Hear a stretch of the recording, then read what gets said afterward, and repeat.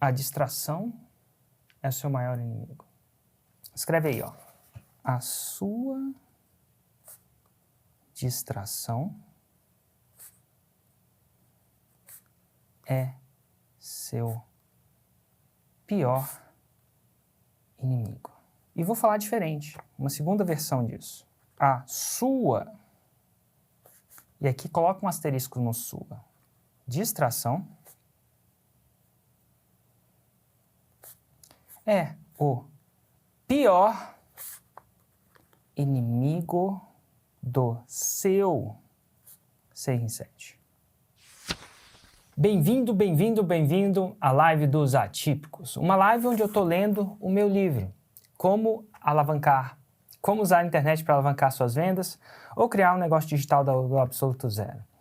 E te digo, um dia que vocês forem escrever um livro, escolhe um título menor, porque pô, toda vez que eu vou recomendar esse livro, eu tenho que recitar uma coisa muito grande, uma coisa que eu aprendi depois de um tempo, que uma Roma, isso é um destino simples.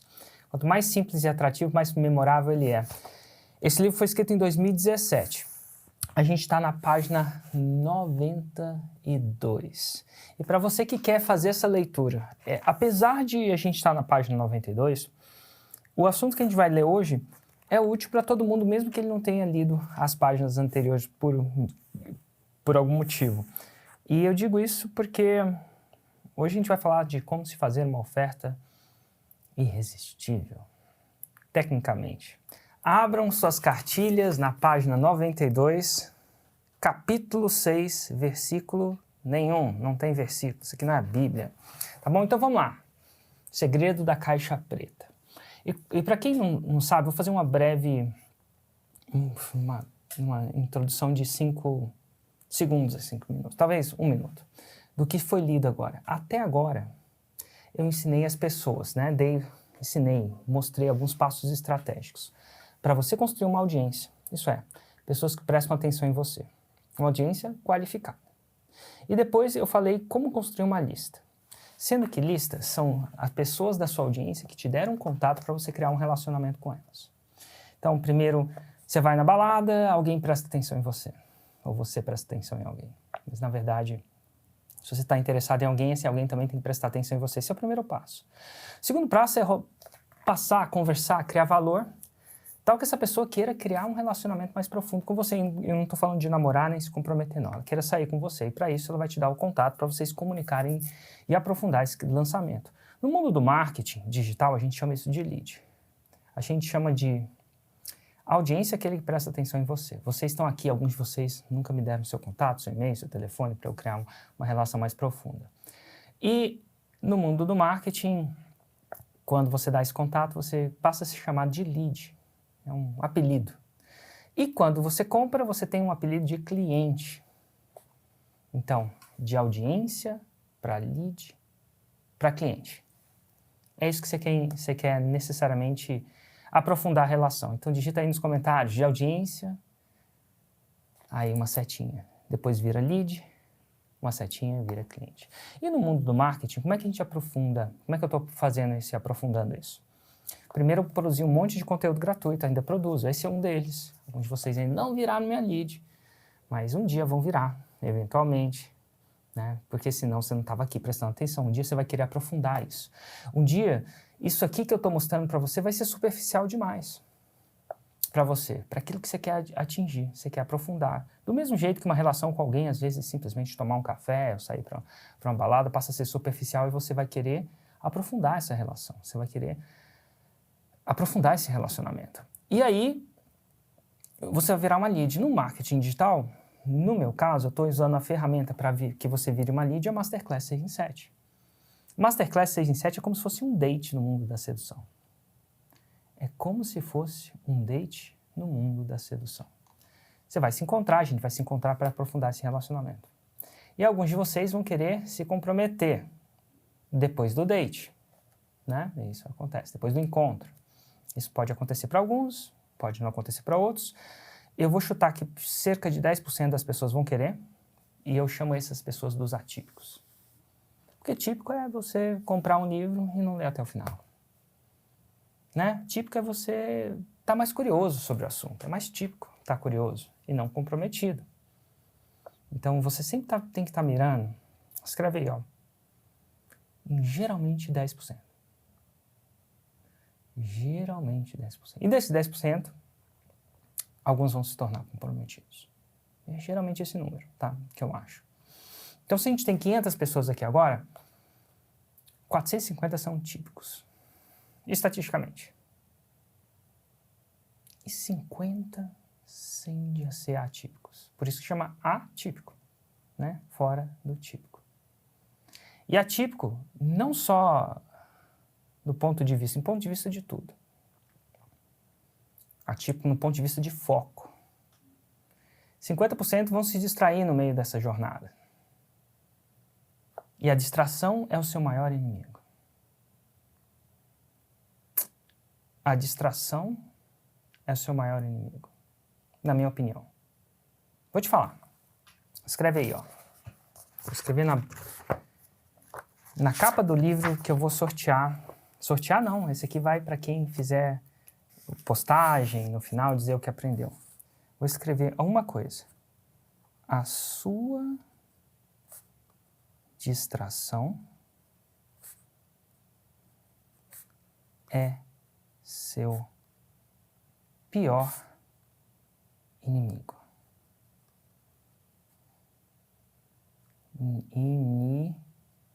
Até errei aqui, inimigo. E vou falar diferente, uma segunda versão disso. A sua, e aqui coloca um asterisco no sua. Distração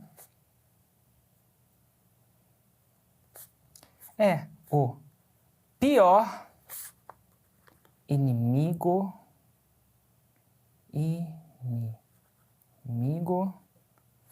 do seu 6 em 7. É o pior, não quer dizer que é o único. A sua distração.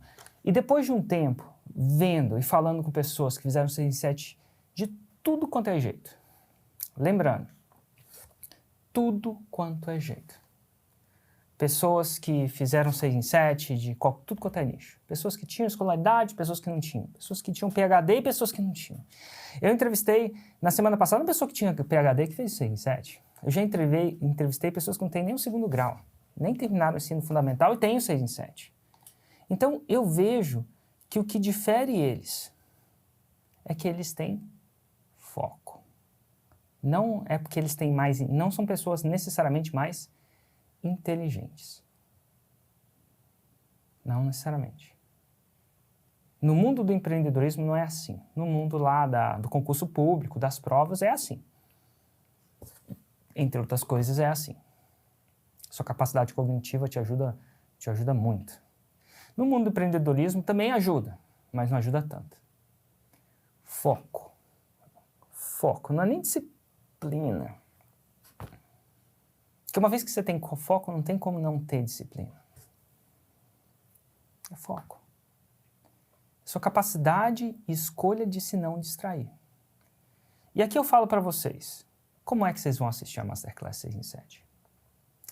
Tipicamente, vou falar o que os típicos vão fazer. Sabe o que os típicos vão fazer enquanto eu pego meu café aqui? Vão assistir a Masterclass no meio de muita distração. Vão assistir a Masterclass enquanto cozinham, preparam a mochila das crianças no próximo dia, resolvem os problemas, pagam os boletos. Enquanto eles multitarefam. Fazendo multitarefa. Ah, eu consigo. Inclusive tem um documentário do Netflix que prova que ninguém consegue. Então, as chances são que mesmo que você consiga, você acha que consiga multitarefar, fazer multitarefas durante a Masterclass, as chances são que sua capacidade de absorver o que está lá diminui muito. Então, o que eu recomendo? Eu recomendo você criar um ambiente, e foco não é ter disciplina, não tem nada a ver com isso. Foco é preparação. Você bota num lugar onde não dá para tirar o foco. E qual que é o melhor lugar para não tirar o foco? Um cinema. E por muito tempo eu tive um projeto pessoal aí, ó, equipe, eu nunca contei essa para vocês, né? Mas eu nunca contei. De alugar uma sala de cinema e passar o filme do 6 em 7, passar a Masterclass 6 em 7. A gente vai no cinema para isso. Por quê? Porque dá foco.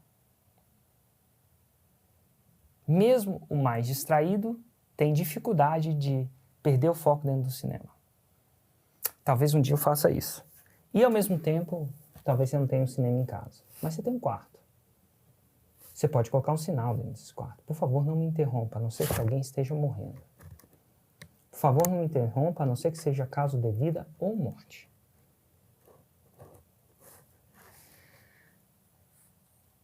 É ali que você ganha o foco. E aí, a segunda parte do foco é você, ao invés de se distrair com outras coisas, pegar um caderno. Quando você pega um caderno e ao mesmo tempo anota as palavras-chave daquilo que eu estou falando, te ajuda a me escutar. Te ajuda a me escutar. Cara, tive uma ideia agora, Let's, estou olhando para você agora, tive uma ideia agora. Mas depois me lembra da ideia que eu tive, tá? Tem a ver com documentário, depois você me lembra disso. Fazer um filme do 6 em 7. Vamos fazer um filme? Você estudou cinema, Let's? Já fez um filme de verdade, um longa? Longa não, né? Porra, bora fazer um filme? Tô pensando em fazer um filme. Mas, ó, tem que falar com o meu amigo. Mas foco, tira a sua... É o maior inimigo do seu 6 em 7. E foco é preparação, foco na disciplina. Eu tô num lugar agora onde é muito difícil eu desfocar. Por quê? Porque tá fechado. Porque tá fechado. Então, o que eu quero dizer é o seguinte, gente. Eu quero que vocês foquem aqui comigo. Eu vou ensinar hoje uma parte que é uma das partes mais importantes, que mais gerou resultado para as pessoas. Talvez a parte mais prática. Uma das partes mais práticas. Mas eu preciso do seu foco. E foco é ambiente. Foco é ambiente. É menos do que as pessoas imaginam. Você cria um ambiente, você cria um homem. O ambiente nos forja. Somos forjados pelo ambiente. Tá joia? Como eu diria, abram sua cartilha na página 92 e vamos nessa. Segredo da caixa preta. Esse contexto da palavra caixa preta aqui é uma caixa onde você bota lead, né, pessoas que te deram contato, que a gente ensinou nas outras 90 páginas. E do lado de lá sai cliente, converte as pessoas. Esse é o capítulo, leitura, esse é o capítulo onde eu vou mostrar o que você provavelmente pensava que precisava. Eu vou mostrar as estratégias que já foram utilizadas para gerar dezenas de milhões de reais em vendas para os meus negócios e para os negócios do meu cliente. E quando eu falo dezenas de milhões de reais, era uma coisa que eu não tinha noção desse número. Hoje eu tenho. Para você ter uma ideia, o meu grupo Plat, no ano passado, gerou 1,3 bilhões com B. Imagina o que é 1 milhão. Imagina, 1 milhão é muito para você? Para muita gente é muito, para muita gente é pouco, dependendo de quem, de onde você nasceu, de que patrimônio você tem, de onde você mora. Agora imagina 1000 vezes 1 milhão. Se você ganhasse 1 milhão por dia, todo santo dia, todas as 24 horas, você teria ganhado 365 milhões. O meu grupo de faixas pretas, no ano passado, gerou 1,3 bilhões. Então, eles geraram entre 2 e 3 milhões todo santo dia, estatisticamente. Se eles tivessem gerado 2 milhões por dia, ainda ia ser menos. Isso só foi o grupo de faixas pretas, porque o Insider gerou também, adicionalmente, depois eu tenho que pegar quanto é que fechou, mas acho que foram 744 milhões. Estou até anotando aqui. Então, as pessoas que eu mentoro, não são alunos da Forma, são o grupo de Insider e o grupo Plat, geraram 2 bilhões de reais. no ano de 2021.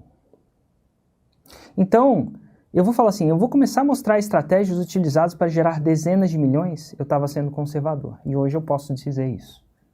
Na época, em 2017, eu sabia que era dezenas de milhões, mas não sabia quanto, porque eu não auditava isso. Mas por que eu não ensinei isso logo de cara nesse livro para você? Porque o que eu vou te mostrar aqui não vai gerar tanto resultado se você não tiver uma lista e um relacionamento com ela. Uma lista de leads, lista é uma coleção de leads, é um conjunto de leads que eu já expliquei hoje, e um relacionamento com essas leads. Então, procurar criar um relacionamento de valor. Então não vai gerar tanto resultado, mas pode gerar mesmo assim resultado, bastante. Mas o ápice do resultado vem quando você faz esse trabalho da base. Agora chegou a hora de aprender a transformar essas pessoas, isso é, as leads, em clientes. Aquelas pessoas que pagaram, comprometeram tempo e tesouro, tempo e dinheiro. Ao longo desses anos, eu investi literalmente milhões de reais testando diferentes estratégias de conversão. No ano passado foram mais de 20 milhões que eu investi, que eu dei para o Facebook, que eu dei para o Instagram. E como eu fiz isso? Como é que eu arrumei esse dinheiro? Bom, tinha um montão que eu já expliquei nesse livro, como é que faz. Comecei investindo 1.000. E aqueles 1.000 se transformaram em 22 milhões. Só no ano passado.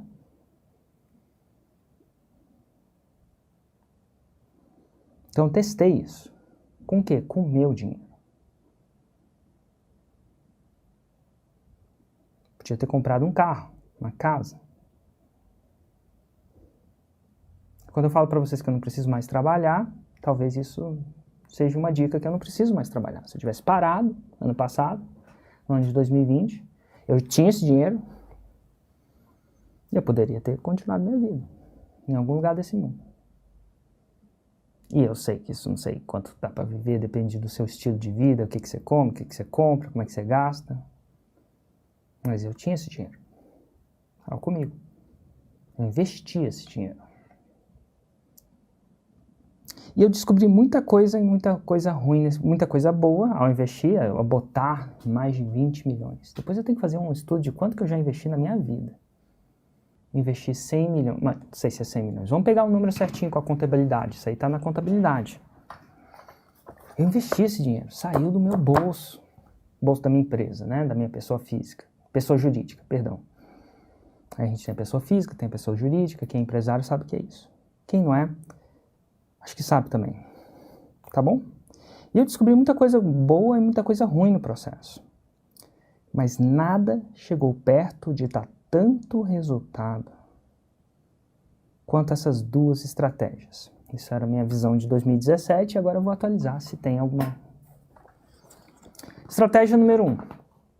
A oferta irresistível.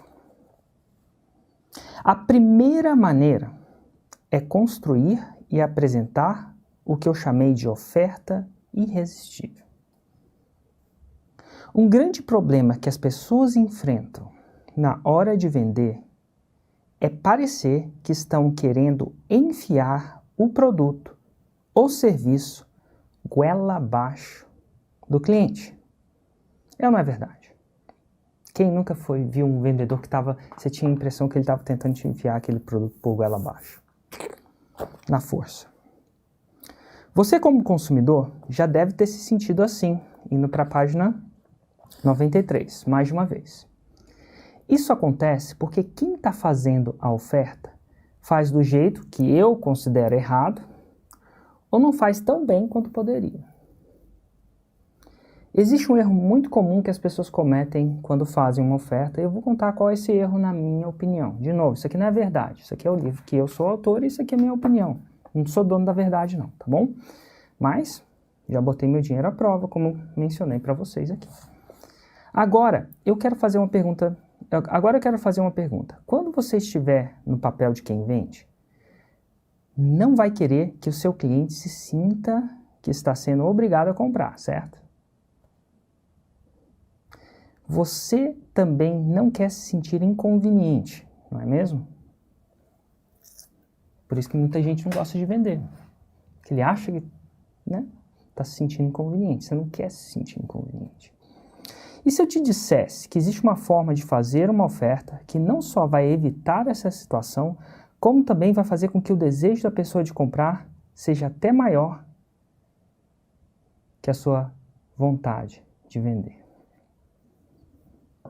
Basicamente, em umas palavras, como Granville gosta de falar de uma maneira muito simples. Não sei se vocês seguem Larry Granville, mas é um cara que eu converso quase toda semana durante os últimos tempos tenho conversado com ele. Ontem e anteontem conversei muito com ele. E ele fala as coisas de uma maneira simples. Eu não sei se ele falou exatamente assim. É a diferença entre você correr atrás de cliente e cliente correr atrás de você. Você queria aprender a fazer cliente correr atrás de você, ao invés de você correr atrás de cliente? Então presta atenção. Será que eu tenho seu foco agora? Porque você se sente correndo atrás de cliente, não cliente correndo atrás de você, a chance são que isso é técnica. Método. Imagine que você está numa sala e uma pessoa apresenta uma oferta de trocar uma nota de... essa parte é legal, inclusive eu fiz isso na prática. Imagine que você está numa sala, num auditório, no tempo que a gente ia para os auditórios, né? E uma pessoa apresenta para você a oferta de trocar uma nota de R$10 para uma nota de R$10. Então levanto, pego R$10 e falo assim, quem quer trocar a sua nota de R$10, vamos supor que você tenha uma, pela minha nota de R$10? Você faria um esforço por essa oferta? Ela é atrativa para você? Eu penso que não. Talvez você queria a minha nota do Érico, mas fora isso, quando você tirar essa celebridade, essas paradas da cabeça, se você não é um colecionador, eu imagino que não faz diferença. Afinal, que valor teria essa troca? No final das contas, você continuaria com R$10, certo?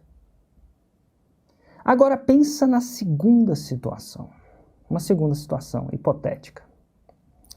A mesma pessoa propõe que você troque os mesmos seus R$10 por R$100 dela. Então ela te oferece, quer trocar os seus R$10 por R$100 meus? Eu, pelo menos, ia querer na hora. Imagino que você também. Afinal, nesse caso, o que você está oferecendo são R$100, que tem um valor 10, um valor nominal, né, um valor literal, um valor de face, a gente chama isso no banco, nominal, literal, valor de face, realmente vale aquilo. 10 vezes maior do que você daria em troca, ou seja, os seus R$10. Você dá R$10, fica com 100. Logo, nesse caso, essa é uma oferta irresistível. Eu já fiz isso ao vivo. Quando eu levantava e perguntava, quem quer trocar os seus R$10 para os meus R$10? Tem sempre um louco que levanta, mas é devagar, cabisbaixo. Quando eu falo, quem quer trocar, levanta uma nota de R$100, quem quer trocar os meus R$100 pelos seus R$10? Primeiro que vier aqui eu troco. As pessoas, rola até um fuzuê, um bafafá, as pessoas vão lá e trocam. Trocam mesmo. Logo, é uma oferta irresistível. Não quer dizer que todo mundo troca. Não da primeira vez. Será que tem alguma coisa errada? É sempre uma objeçãozinha assim. Será que vão me pegar? Será que eu vou passar vergonha? Mas, eventualmente, muita gente troca. Muita gente vê essa oportunidade. Eu vi isso. Nesse capítulo, eu vou ensinar qual a estratégia por trás de criar uma oferta irresistível. 100 por 10. E como você podia criar uma? Eu vou explicar como é que você faz com que o seu produto ou serviço tem um valor percebido de 100, sem que você tenha que gastar 100 para produzi-lo. Ou seja, como você faz para aumentar o valor percebido do seu produto? E aqui eu vou te falar que valor não é tão nominal quanto se imagina. O valor é percebido. Tanto é que para algumas pessoas algumas coisas valem mais, dependendo da situação e contexto delas. Sei lá, uma água vale R$4 ali no parque da cidade. 4? Acho que é 4, né? 3. R$3. Tá aí alguém que vai no parque da cidade. Mas se você estiver no deserto e você estiver com muita sede e não há água e sua vida estiver em risco e alguém te oferecer aquela água por R$100, a mesma água, mesma garrafa, em um outro contexto, e se você tiver isso, ou se a vida do seu filho estiver em risco para isso, a gente paga R$100 por aquilo. Principalmente se não for nem pra gente. For para os nossos filhos. For para o nosso projeto. For para a nossa vida. A gente paga isso. Quem é pai sabe. Quem é mãe sabe. Para algumas pessoas a educação do seu filho vale X. Para outras vale Y. Elas gastam mais com isso.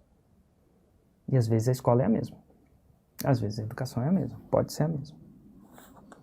Então entender que valor não está no objeto. Escreve aí. O valor não está no objeto a ser vendido. Ele está nos olhos daquele que vê o valor. Por isso que é diferente. Para uma pessoa. Pode ser diferente. O melhor de tudo é que a oferta irresistível não tem criatividade envolvida. Claro que a criatividade ajuda, sim, mas não é essencial. Não é mandatório ter criatividade para você conseguir fazer uma oferta irresistível. Se tiver, bom, se você é um cara criativo e tal, ótimo, mas não é. Se você não se considera uma pessoa tão criativa assim, perfeito. Ela é uma receita. Assim como fazer um bolo de chocolate, não tem criatividade envolvida. Tem para quem criou a receita. Mas uma vez tendo a receita, não tem criatividade. Você vai lá e executa a receita e você tem um bolo. Ah, o bolo não foi muito bom, aí está ruim de executar, aí você masteriza a receita, pratica mais. É uma receita. Assim como um bolo.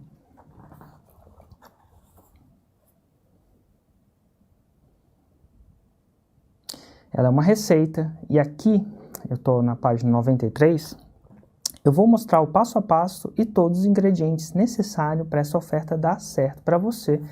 E quando eu falo dar certo, eu falo dar certo de um ponto de vista estatístico. O que é um ponto de vista estatístico? Ela vai dar mais certo do que errado. Ela nunca vai funcionar 100% para todas as pessoas. Mas ela vai aumentar drasticamente a sua chance estatística de conseguir. E no marketing digital, é pura estatística. Eu não espero que essas 978 pessoas comprem. E pelo menos imediatamente. Mas ela vai me dar um efeito estatístico tão bom que me permite, em vias de... Assim, eu escutei isso várias vezes.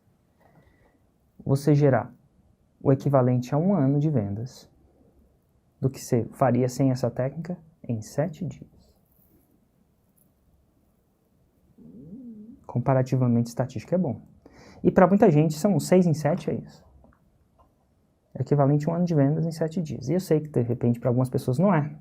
Por isso que existe o 7 em 7. Por isso que existe o Plat. Pessoas que fazem 10, 20, 30, 100 milhões por ano. Utilizando essas exatas técnicas que a gente está aqui lendo num livro.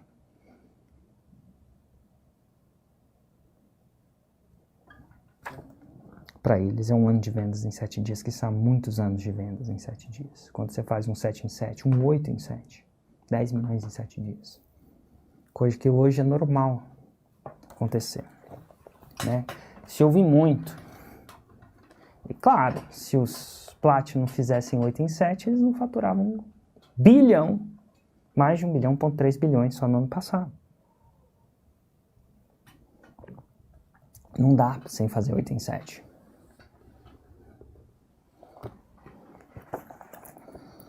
Antes que eu me esqueça, eu vou falar o erro que a maioria das pessoas comete na hora de fazer uma oferta. Então aqui está um erro. É um erro na minha opinião, técnica. O seu produto não é uma oferta. Não é a sua oferta. Então, primeiro distinguindo o que não é uma oferta. Não é o seu produto. Muita gente confunde isso. Ele é parte dela, mas não é a oferta em si. Quando alguém chega para mim, Érico, promove minha oferta para sua lista, para sua audiência. E aí quando eu pergunto para a pessoa, qual que é a sua oferta? Isso é um clássico que eu testo. E aí ela me fala sobre o produto dela. Daí eu deduzo que essa pessoa não sabe fazer uma oferta irresistível. Como é que eu deduzo? Porque o produto não é a oferta. Ele é parte da oferta. O volante do seu carro não é o carro. É parte do carro. As rodas do seu carro, o motor do seu carro não é o seu carro. Ele é parte. E é a mesma coisa quando eu falo assim, cara, qual que é a sua oferta? E ela me fala do produto. É a mesma coisa do ponto de vista mais técnico, é a mesma coisa que um engenheiro perguntar para uma pessoa, qual que é o seu carro? Ele fala assim, aí ele me mostra o motor. Ah, é um 2.0. Eu deduzo que essa pessoa não sabe fazer uma oferta irresistível, não sabe o que é um carro. Porque o motor não é o carro. Ele é uma parte do carro. Se eu te perguntasse hoje, qual a sua oferta? E você me responderia o seu produto? Você só está falando parte dele. E é por isso que a gente quer mudar isso através de conhecimento. E como eu lido com uma minha lista, eu não vou fazer uma oferta para ela, a não ser que eu tenha certeza que a oferta que vai ser entregue, a não ser que eu tenha certeza,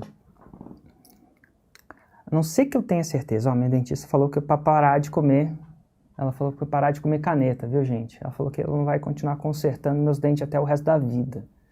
Você acredita que ela está me seguindo nas lives agora? E mostrou 20 prints de eu comendo caneta? Quando eu fui consultar com ela, ela falou que achava que meus dentes eram tudo quebrado por causa de bruxismo. Quebrado, gente, meus dentes tudo quebrado. Aí eu fui lá consertar, né?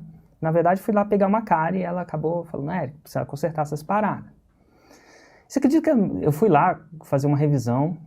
Você acredita que ela me mostrou 20 prints? Não sei se foi 20, talvez seja 15. Estou exagerando, tá? Estou usando minha licença poética de marqueteiro. Tá, deve ter sido cara, pelo menos uns 10 prints. Opa, deixa eu só pegar 10 prints. Ela mostrou 10 prints de eu mordendo minha caneta. Oi, caçamba, quero pegar uma coisa aqui. 10 prints de eu mordendo caneta. Ela falou assim, agora? Ela falou que ela me chamou isso de uma disfunção, de um hábito, se você tem hábitos disfuncionais, Érico. Falou assim, não quero mais mordendo caneta. Então, meu objetivo aqui nas próximas lives é morder 30% menos as minhas canetas. Para falar a verdade, eu mudo tudo. Eu sou um cachorrinho. Eu mudo até tampa de garrafa de refrigerante. Vai vendo. Quem não tem defeitos, né? Que atira a primeira pedra. Mas vamos lá. Falando da minha vida, né? Mas eu mudo muito isso. Toda vez que eu morder uma caneta, digita aí nos comentários. Érico, para de morder caneta que eu vou começar. Eu vou mudar esse hábito meu. Então, agora eu vou começar a destrinchar, parar de falar dos meus dentes e começar a destrinchar a oferta irresistível. E você vai entender em que momento o seu produto entra e quais são os outros ingredientes necessários. Vamos lá? Ingrediente necessário número 1, a super promessa. Na época, eu chamava ele de super promessa. Hoje, a gente apelida ele de uma maneira diferente, é a famigerada Roma. Roma. Então assim, eu comecei quase, à medida que a gente ensina as coisas, eu ensino todo dia.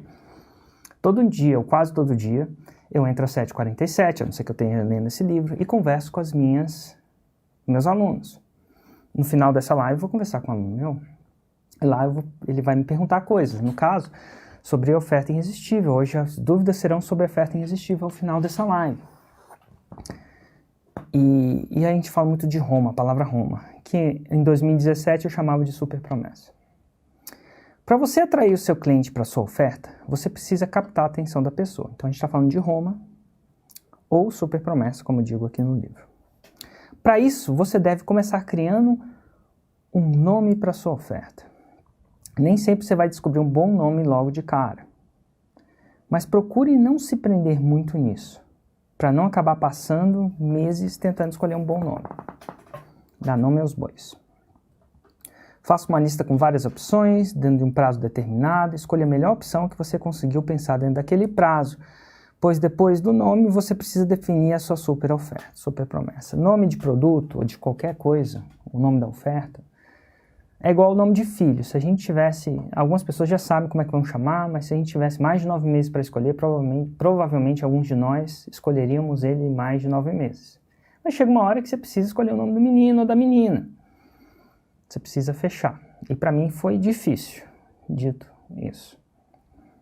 Mas tem que ter um prazo. Porque senão você escolhe para sempre. A super promessa é o que vai atrair a atenção do seu prospecto para a sua oferta.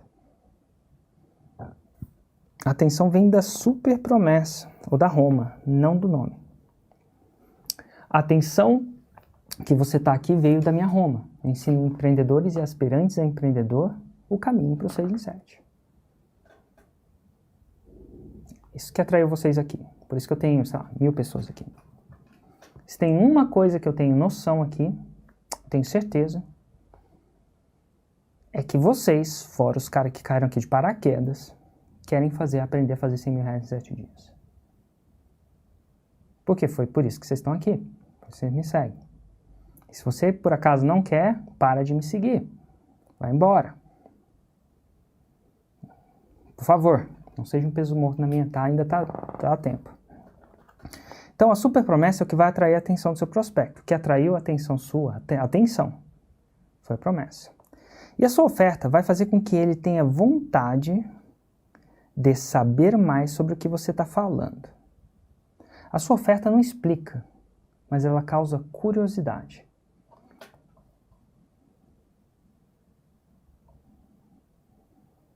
E como é que você faz para atrair a atenção de alguém? Bom, existem basicamente 2 tipos de gancho. Gancho. Tá aí uma palavra que a gente usa muito no marketing digital fora de contexto. Gancho é quando para você pegar uma coisa, se você pegar um gancho, você puxa. Então, um gancho de atenção. Uma coisa que puxa quase que fortemente alguma coisa, um gancho. A gente chama de apelido de gancho. Em inglês vem do hook. Eles falam assim, what's your hook?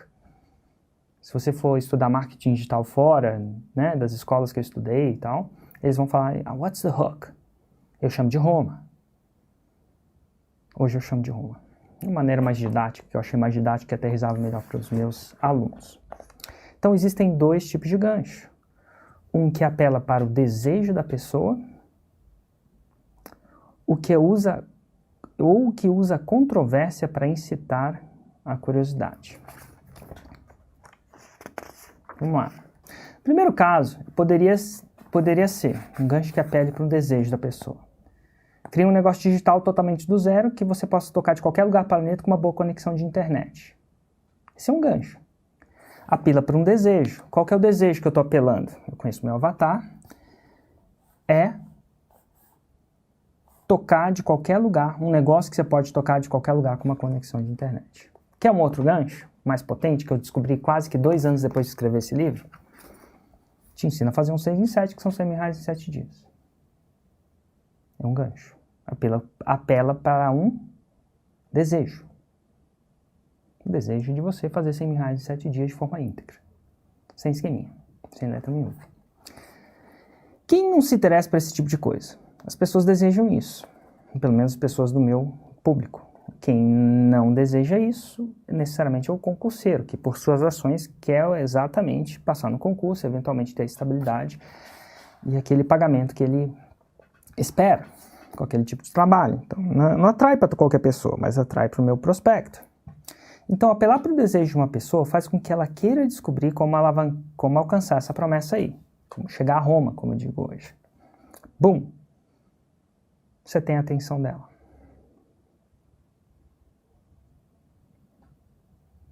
O segundo tipo seria alguma coisa. Veja por que tentar construir a sua marca pode acabar com o seu negócio.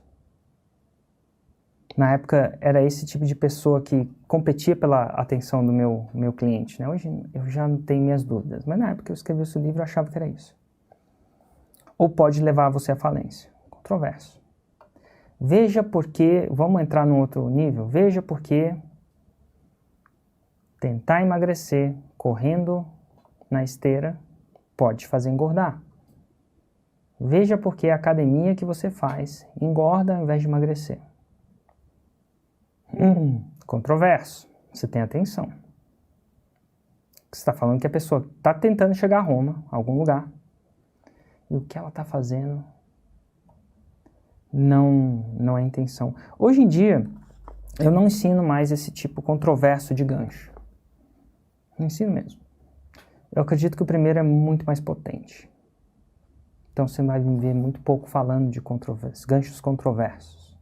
Mas, está aqui no livro, é até legal confirmar. Então qual que você quer? Um que apela para o desejo da pessoa. Esse é o mais potente. Desejo atrai. Por isso que Roma eu chamo de hoje um destino simples e atrativo. Inclusive o meu aqui não é nem simples, né? Você vê como a minha evolução aconteceu. Simples e atrativo. Elas são geralmente, os controversos são geralmente mensagens polêmicas que geram controvérsia. Geralmente o segundo tipo você vai dizer alguma coisa que é contra o senso comum. Afinal, todo mundo acha que construir uma marca, pelo menos no meu nicho, um marketing de marca, é o maior ativo do negócio deles. Aí, quando você chega e fala, veja porque tentar construir uma marca pode te levar à falência, isso é contra o senso comum, faz a pessoa curiosa e pensar, ué, como assim? É o segundo tipo. E aí ela faz o quê? Abre a mensagem para ver o que você tem a dizer. Quer ver um exemplo real? Certa vez eu vi uma entrevista do Mike Geary, autor do livro The Truth About the Six-Pack Abs, né? Que fala assim, Truth About Six-Pack Abs é a verdade sobre a barriga de tanquinho. Seria a tradução mais, não tão fiel, mas mais relevante, na minha opinião. Ela fala assim, na entrevista, o post que teve maior quantidade de acessos e comentários na minha página foi o que eu escrevi. Por que comer ovo com a gema é muito melhor do que comer só a clara? No contexto de emagrecimento, né? Ou de chapar a barriga, ou definir. Por que você acha que esse post teve tantos acessos? Porque alguém está buscando ficar mais forte ou secar a barriga. Acredito que no senso comum é melhor comer apenas a clara e não a gema. Pelo menos algumas dessas pessoas, na época. Quando ele afirma que comer a gema traz mais benefícios, isso é, gera polêmica, controvérsia e capta a atenção das pessoas. Em contrapartida, ele fez um post sobre os benefícios do brócolis e teve pouquíssimos acessos. Porque todo mundo sabe que brócolis, não sabe, mas a gente acredita que brócolis é bom. Quem vai falar que brócolis é ruim? Então, ataca o senso. Se você fizer um post, um conteúdo, uma chamada, uma sua promessa, eu vou te ensinar a comer brócolis. Para que a pessoa vai te pagar com o tempo dela ou com o dinheiro dela para aprender isso? Por quê? A fase, os benefícios do brócolis não chama a atenção de ninguém. Senso comum. Senso comum não chama a atenção de ninguém. Escreve aí. Senso comum não chama a atenção de ninguém. A atenção vem do diferente. Todo mundo pensa, eu sei que brócolis é bom para a saúde, para que eu vou ler isso? Para que eu vou pagar com o meu tempo, com o meu dinheiro? Não vou investir nem tempo, nem tesouro. Atenção, se você colocar uma mensagem óbvia, ninguém vai se interessar em ler. Outra dica boa é usar no título do e-mail, enfim, para chamar atenção, má notícia. Você usa má notícia no e-mail, isso faz com que muita gente abra o e-mail. Sério.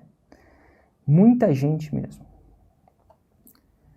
Gera mais abertura do que usar uma boa notícia.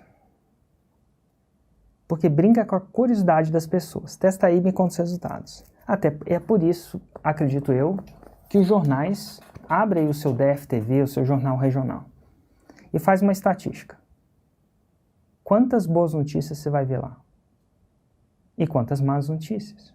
E faz uma relação. Eu vou chutar que para cada boa notícia vão ter 8 más notícias. Alguém morreu, alguém foi assassinado, alguém foi estuprado, alguém sei lá o quê. E por que isso acontece? Porque jornais e as mídias jornalísticas também têm que pagar boleto. E elas pagam boleto, no caso delas, quando elas têm a atenção das pessoas. E elas sabem que má notícia atrai mais atenção. Faz isso no Jornal Nacional.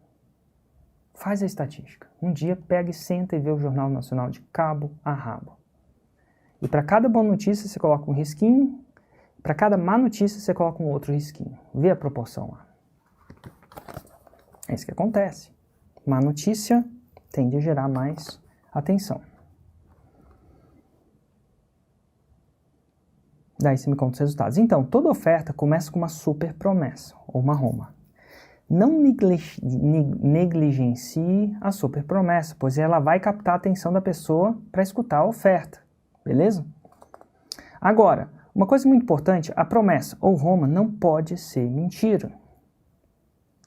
Ela tem que ser verdadeira. Então, não importa aquilo que a gente vai fazer, o design de tudo aquilo que a gente vai fazer, eu recomendo para você. Não perca a integridade. Não coloque clickbait. Que é o ato de você falar para a pessoa que você ia ensinar uma coisa, mas na verdade você ensina outra. Tem que cumprir a palavra. Por quê? Porque quando você não cumpre a sua palavra, ou dá uma impressão de não integridade, se você não constrói um bom relacionamento com a sua lista ou audiência. E você quer comprar? Você quer dar o dinheiro para aquele cara que está acostumado a nos esqueminhos? No longo prazo não funciona. De repente funciona uma vez, mas não funciona várias. Então a promessa tem que ser forte, tem que chamar atenção, porém ela não pode perder a integridade. Isso é um quesito sine qua non, mandatório. Não pode perder a integridade. Tem que ser verdadeira. Agora, muito importante para nós tem que ser verdadeira. Fazer marketing, olhar para os ativos que você tem e tentar usá-los ao seu favor. Você vai descobrir qual ângulo você pode usar para cativar as pessoas. Mas ele tem que ser real. É porque a gente é da galera do sem esqueminha. Tipicamente as pessoas vão colocar uns esqueminha aí. As letras miúdas. A gente não usa letra miúda. De contrato. Porque a gente procura exacerbar confiança. Enaltecer confiança. E não basta ser uma pessoa que você pode confiar. Você tem que parecer uma. E quando você faz uma promessa que não é verdadeira, você não parece uma. Então hoje eu prometo 6 em 7. Vou te ensinar o caminho do 6 em 7. E é verdadeiro, não é típico. Até porque a gente está na live dos atípicos aqui. Eu não estou atrás de gente típica, mas é possível. Eu ensino que é possível, não é típico. É possível, é. Hoje, depois de muito tempo, eu já cataloguei mais de 1.330, na verdade 1.333, ó. Acho que estamos em 1.334 catalogados. Estudos de caso de pessoas que fizeram 6 em 7. E a gente mata a cobra e mostra a cobra morta. Eu sei que no começo não é assim para você, nem foi assim para mim. Mas é só para você ter uma noção. A gente mata. E eu cataloguei isso num site que chama resultados.formuladelançamento.com.br. Lá você pode até pesquisar por áreas, cidades, às vezes, dos resultados. Então é isso aí. Se você fizer uma promessa falsa, peraí. 2 coisas mais importantes que a oferta irresistível constrói são urgência e confiança. São 2 coisas. Não é urgência sem confiança. É urgência e confiança. As 2 coisas. Você quer que a pessoa faça uma ação na hora que você quer que ela... Você quer que uma pessoa faça uma ação na hora E você quer que uma pessoa confie em você. Isso que você quer. Quer dizer que vai sair na hora, mas enfim. Se você fizer uma promessa falsa, você vai acabar com a sua reputação. E a confiança das pessoas em você. E ninguém compra de quem não confia. Certo? Ou pelo menos ninguém compra 2 vezes. A primeira vez eles até podem dar o benefício da dúvida. Mas a segunda não. Ingrediente número 2, plausibilidade. Muitas superpromessas podem acabar parecendo algo impossível. Elas devem, às vezes. De 6 em 7, parece impossível. Para você não perder a atenção do prospecto que desconfia da sua superpromessa, você precisa oferecer plausibilidade, que eu chamava em 2017 plausibilidade. Plausibilidade é quando você explica por que a sua oferta é possível. Existem 2 maneiras de fazer isso. Através de dados estatísticos ou exemplos empíricos. Por exemplo, se o seu nicho for culinária e você ensina as pessoas a fazerem receitas práticas, sua plausibilidade poderia ser algo do tipo: parece que seu almoço da semana é uma coisa que talvez eu não ensino desse jeito mais em 2022, mas vamos lá. Prepare seu almoço da semana usando apenas R$15 por dia, gastando 10 minutos de preparo. E eu sei que isso pode parecer muito bom demais para ser verdade, mas eu faço isso todos os dias e já ensinei mais de 50 pessoas a fazerem o mesmo. Embora isso não seja um argumento lógico, é um argumento empírico, da experiência. Eu já fiz isso e ensinei, tenho 50 pessoas, tenho 50 exemplos de pessoas que fizeram isso. Que deu resultado, é um argumento empírico que deu resultado para você, tanto para você quanto para 50 pessoas que você ensinou. E que, portanto, tem credibilidade. Geralmente, o argumento baseado na experiência rende uma boa plausibilidade. Você também pode usar um argumento lógico, desde que seja breve. E hoje em dia eu não uso mais a lógica. Em 2017 eu acreditava que funcionava. De novo, você vê que o meu método está cada vez mais lapidado. Hoje em dia, eu acredito que você deve usar isso tudo, essa plausibilidade, você pode chamar de uma maneira mais simples na rua de prova ou evidência. Você oferece, eu ensino pessoas a fazer 6 em 7, duvido, dá uma olhada nesse site que tem 1.334 pessoas que fizeram 6 em 7, inclusive eu já fiz. Ou, às vezes você não tem estudo de caso, então você começa com você, eu já fiz, está aqui uma prova do que eu já fiz, aí você mostra lá o print do seu Hotmart, talvez, no meu caso. Então esse é um exemplo. Quando eu comecei era isso. Eu mostrei meu exemplo. Na época eu mostrei uma carta do meu contador afirmando isso e assinada que eu faço esse tipo de resultado. Hoje em dia eu não preciso mais isso porque eu tenho muita prova. Então, mas no começo era eu. Érico, mas se nem você chegou lá, aí você deve escolher outra promessa. Não tente ensinar para as pessoas o que nem você conseguiu. Seja legítimo. Vai lá e consegue primeiro, depois ensina. Tenta cortar esse caminho, porque as pessoas são mais espertas. Elas pensam, cara, se nem ele conseguiu, como é que ele vai me ensinar? Tipo, você aprender a se tornar um faixa preta com faixa branca. Não funciona, as pessoas sacam esse tipo de atalho desnecessário. Mas aqui em 2017 eu ensinava esse segundo argumento que hoje eu considero muito fraco e eu não ensino mais. Mas eu vou falar aqui só para você ver. Geralmente o argumento baseado na experiência... Aí está. Tá, peraí. Tá, e portanto tem credibilidade. Geralmente o argumento baseado na experiência rende uma boa plausibilidade. Isso é, se colocar prova, dá plausibilidade. Mostra que é possível. Você também pode usar um argumento lógico, desde que seja breve. Um exemplo disso foi um anúncio que eu fiz em que a promessa dizia: dobre a sua lista, era um avatar diferente, sem aumentar o tamanho dela.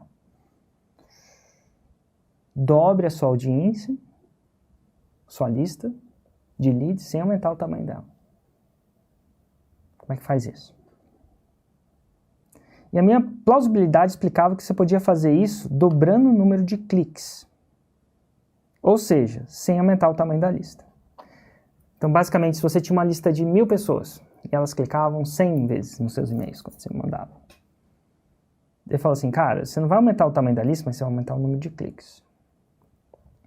Isso vai aumentar a potência da sua lista. Isso foi suficiente para atrair a atenção das pessoas. Primeiro eu fiz uma promessa, dobre o tamanho da lista, e depois eu mostrei como isso era possível, dobrando o número de cliques. Eu entro mais a fundo nisso, como é que eu falava, né? Eu não mostrei como ela vai falar isso, mas mostrei que era possível com um argumento lógico.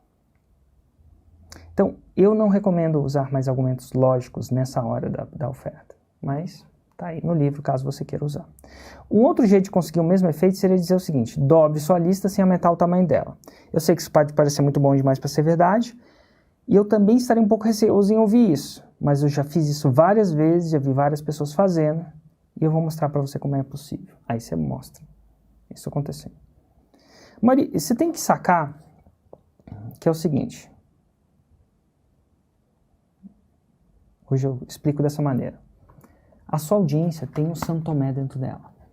Santo Tomé é aquele santo, se não me engano, que segundo a Bíblia, se não me engano, a galera chegou para ele e falou assim, ó, Jesus, aquele cara, né, o nosso líder, ressuscitou. Voltou a viver. Está vivo. Ressuscitou. Saiu do mundo dos mortos. Aí Santo Tomé fala alguma coisa de, cara, eu só acredito quando eu ver ele e tocar nas chagas, nos ferimentos das mãos dele. Porque ele viu o cara na cruz com os ferimentos lá e falou assim, eu só acredito se eu tocar. Então por isso que a gente fala que, ó, esse é um pouco de Santo Tomé, eu só acredito vendo. Eu só acredito tocando. E a sua audiência tem um pouco de Santo Tomé. Todo mundo tem um pouco de Santo Tomé. Tem gente que tem muito de Santo Tomé. Então você precisa ver para crer. Então quando você faz uma promessa, o Santo Tomé dentro da pessoa fala assim, eu só acredito vendo. E se você já mostra para que o Santo Tomé possa ver, você enfraquece o Santo Tomé. Não quer dizer que você destrói ele dentro dele, porque o Santo Tomé é um bichinho que nunca morre. O Santo Tomé é dentro da pessoa, tá? Não o santo em si. Ele não morre dentro da pessoa, mas ele é enfraquecido o tempo inteiro. Então, quando você faz uma super promessa e já enfraquece o seu Santo Tomé, quando você mostra a Roma e enfraquece, você está aumentando de cara a sua capacidade de conversão. Isso antes dela escutar o que você tem a falar. Então, é muito importante a batalha com o Santo Tomé dentro do seu prospecto começar cedo na sua oferta. Promete, depois mostra. Mata a cobra e mostra a cobra morta. Rápido. Tá bom? O seu objetivo com a sua promessa e possibilidade é conseguir a reação. Ok, estou escutando. Manter o cara com você. E como você consegue isso? Primeiro, uma explicação lógica ou empírica. Eu tiro a lógica, eu cortaria a lógica. Hoje em dia, até colocaria só a empírica. E uma plausibilidade que explique isso, porque a sua promessa é possível. Então, promete, prova, e aí vai direto para o terceiro passo. A maioria das pessoas aí voltam para a promessa novamente. Eles têm uma síndrome da repromessa.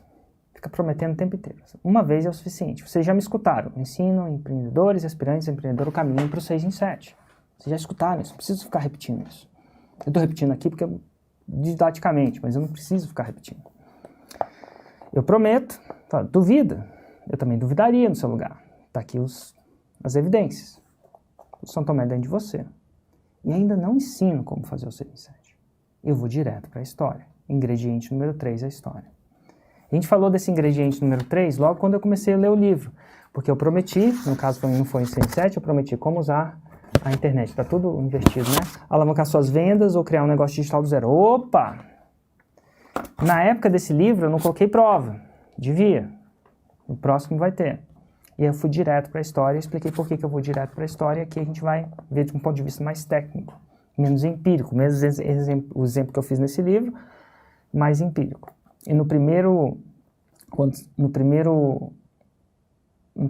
episódio da live dos atípicos eu falei sobre a história.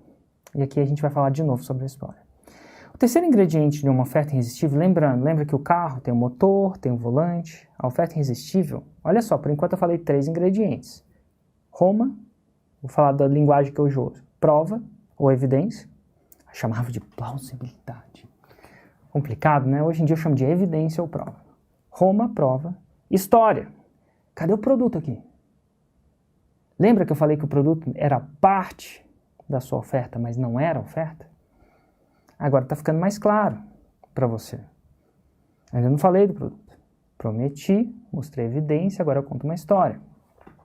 Mostro uma história.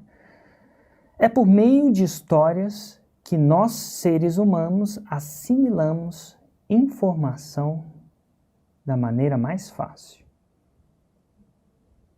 Escreve essa. Escreve aí, ou grifa. Para quem acha que história é enrolação. Segura isso. É por meio de histórias que nós, seres humanos, assimilamos. Isso é, a gente lembra, entra na nossa cabeça de maneira mais fácil. Em outras palavras, tem alguma coisa cognitiva na gente, no nosso cérebro, que faz com que, quando alguém conte uma história, a gente assimile ela de forma mais fácil. A gente assimile, a gente lembra, a gente entenda de forma mais fácil. É o jeito que o ser humano... Por isso que seu filho adora história. Por isso que Hollywood vende tanto filme aí. Por isso que você assina Netflix.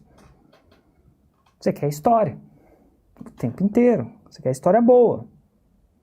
Você paga por isso.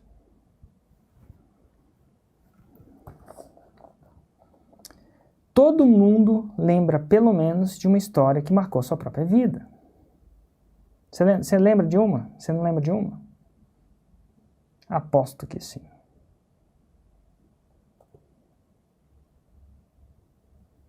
Não lembro, Érico. Lembra da história dos 3 porquinhos?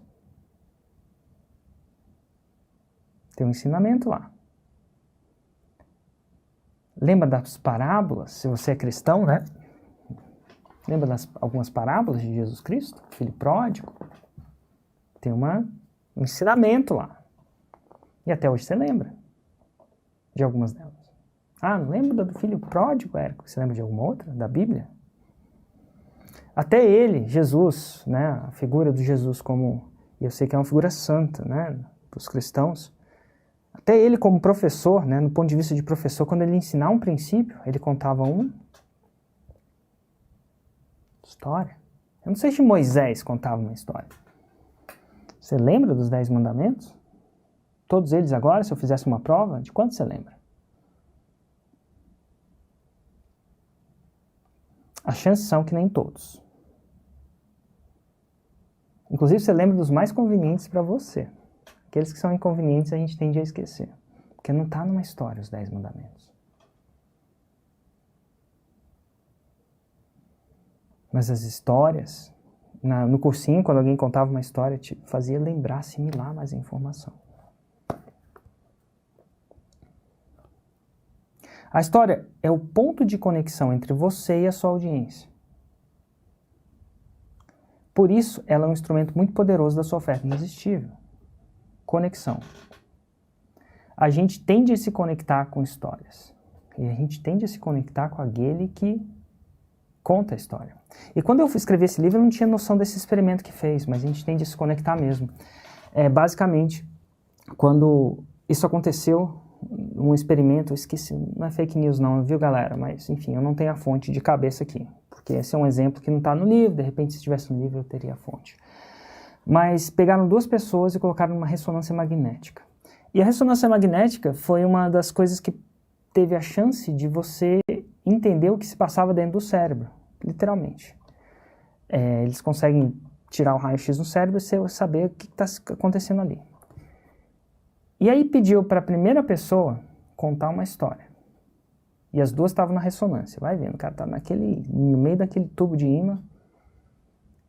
E a segunda pessoa, numa outra ressonância magnética, escutava a história. Um conta e outro estuda. E as partes do cérebro da primeira acendiam quase que similarmente à da segunda. Isso é conexão, em sintonia. O cérebro das 2 sincronizaram. Estar em sincronia. Através de uma história. Então, quando eu falo aqui que é o maior ponto de conexão, eu desconheço alguma coisa que conecta mais do que a história. Quer dizer que tem outras coisas que conectam também. E as pessoas compram de quem? É mais fácil ela comprar se ela se conecta com você. Então você quer causar essa conexão para aumentar essa possibilidade de comprar lá na frente. E eu vou te falar, você pode ter a maior coisa, você pode estar oferecendo R$100 na sua mão e a outra pessoa R$10. A outra pessoa acha que você é um FDP. Ela não troca os R$10 dela pelos seus 100. Se ela não conecta com você, estatisticamente, poucas pessoas trocam. Conexão é importante. E a ferramenta de conexão é uma boa história. Íntegra e boa. E ó, não é por acaso que Hollywood é uma indústria bilionária, com B, grande. Às vezes um dos filmes é bilionário. A série dos Marvels é um bilionário. Eu vi recentemente o filme do Doctor Strange. Que massa, com meu filho. Fantástico. Bilionário. Deve ter feito 1 bilhão só naquilo. O que ela faz? Ela é especialista em contar histórias. No caso dela, ficção. Até ficção conecta. Vai ver. Às vezes a gente se conecta com a história de um cara que nunca existiu. Que é o Doctor Strange. Ou Doutor Estranho, não sei se as pessoas traduzem assim aqui. Apesar delas serem um ingrediente essencial da oferta irresistível, muitas pessoas tendem a não contar histórias em suas ofertas. Mas se você está lendo esse livro, você quer aprender a fazer uma oferta. Mas se você está lendo esse livro, na verdade você está, né, comigo, você quer aprender a fazer uma história, uma oferta verdadeiramente irresistível, certo? É para isso que você está aqui, investindo seu tempo. Para isso, você não pode negligenciar a história. Não pode. Então vamos recapitular. Até aqui você captou a atenção da pessoa por meio de um gancho, ou Roma. Explicou por que ela era possível na visão geral. Apresentou evidências, tanto a sua ou a sua e dos seus clientes. E se você não tem evidência sua, talvez você não deveria estar ensinando isso, tem que procurar outra coisa. Né? E nesse momento, né, depois disso você vai contar uma história. Um autor e estudioso norte-americano chamado Joseph Campbell estudou história, essencialmente o poder dos mitos e das histórias. Em um de seus livros, ele apontou um certo padrão de contar histórias que geralmente cria mais conexão com quem está ouvindo, ou seja, com quem está sendo apresentado, para a história. Então, há histórias e histórias. Não é qualquer história que conecta, tem histórias que conectam mais. E esse cara é quase que um cientista da história. E mitos. Chama Joseph Campbell. Você pode pesquisar, ele escreveu vários livros. E esse padrão de histórias que conectam, que chama atenção, se chama jornada do herói. Esse padrão é muito usado, tanto em filmes como em processos de venda. 2 bons exemplos cinematográficos da jornada do herói são as histórias de Luke Skywalker no Guerra nas Estrelas e Harry Potter. Inclusive, Harry Potter é um exemplo muito poderoso, sabe por quê? Porque o Harry Potter é um menino bruxo que nem o mais poderoso, nem mais o inteligente, nem mais rápido. É um bruxo de nível comum e ainda assim consegue vencer todos os desafios e sair vitorioso. Isso gera identificação com as pessoas. Luke Skywalker também. No começo da história é isso que ele transparece. Ele tem medos, receios, rebeldia. Tem características do pessoa comum. Então gera um pouco de conexão, porque a maioria de nós também temos medos, receios, rebeldia. E principalmente a palavra medo. Quando você tem os mesmos medos que o seu avatar, você se conecta. A gente conecta com as pessoas que têm o mesmo medo que a gente. Por exemplo, se você tem medo da vacina, e isso não é uma opinião técnica sobre isso, você vai tender a se conectar com quem tem medo da vacina. Se você tem medo do capitalismo, adivinha com quem que você conecta? Com quem tem medo do capitalismo. E se você tem medo do comunismo, adivinha com quem que você conecta? Com quem tem medo do comunismo. Se você tem medo da direita, adivinha com quem que você conecta? Quem tem medo da direita. Se você tem medo da esquerda, adivinha com quem que você conecta? E tem a galera que tem medo do centrão também. Inclusive a gente vai ter eleições agora. E vocês vão entender que medo conecta. Então, quando o Joseph Campbell escreve, na verdade, o George Lucas, que estuda Joseph Campbell, tem inclusive um documentário no YouTube que mostra ele criando o Star Wars, né? É um documentário incrível para quem gosta da série. Tá de graça lá. Ele fala de estudando Joseph Campbell. Então, quando a gente vê no Luke Skywalker alguns medos que eu também teria, eu me conecto. Então, quando você conta para o seu avatar alguns medos que você tem, você cria a chance de conexão. E a maioria das pessoas não querem falar dos seus medos. E é por isso que a gente tem às 9h07 a live do medo. É uma live que gera conexão. Coisa que não é tão intuitivo para a maioria das pessoas, porque numa conversa de churrasco, eu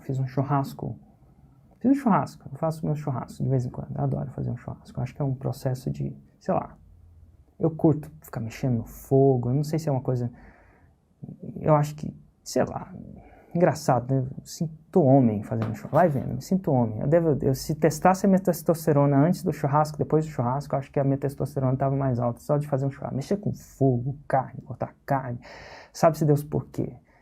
E o churrasco é um ambiente para mim muito mais do que alimentador. É um ambiente social. Eu sou um animal social, eu gosto de sociar. Então, o fato dele não estar pronto na hora, ter aquela dinâmica de saiu ou não saiu, não sei como é que é o churrasco de vocês. E o churrasco para mim é uma desculpa para eu reunir com meus amigos. Então, nesse caso, a gente escolhe a Juliana, pede para nunca ela, Juliana, a esposa, né? Minha esposa, ela pede para nunca convidar mais do que 8 pessoas da minha casa. Nunca mais. Ela falou assim, Érico, tem uma regra aqui na casa dos Meirelles, ela tem o sobrenome Meirelles, eu falo assim, a regra dos Meirelles não mais de 8. 8 são 4 casais e os filhos, né? Os filhos ficam no seu ambiente social por eles mesmos. E uma das regras da minha casa é, você vai raramente me ver convidando mais de 8.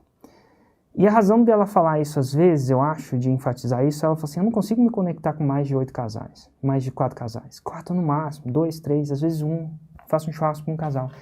Então, geralmente, quando eu vou fazer um churrasco, eu convido 4 casais. E aí as pessoas conversam. E eu sou um estudioso, assim, tipo, eu fico observando o tempo inteiro, eu sou um observador.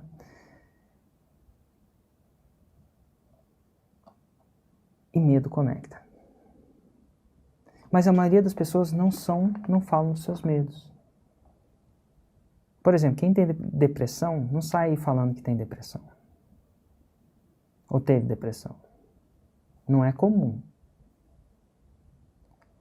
Mas a vulnerabilidade conecta.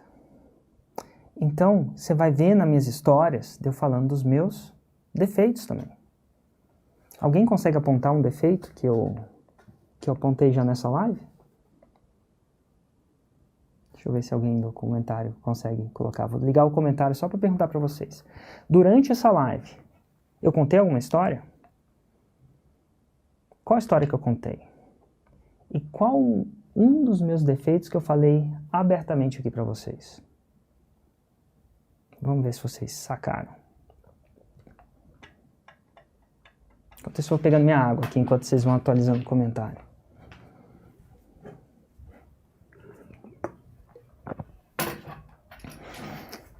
Defeito conecta. A gente só quer falar das qualidades, né? Então vamos lá. Qual o defeito que eu apontei aqui nessa live? Qual a história que eu contei?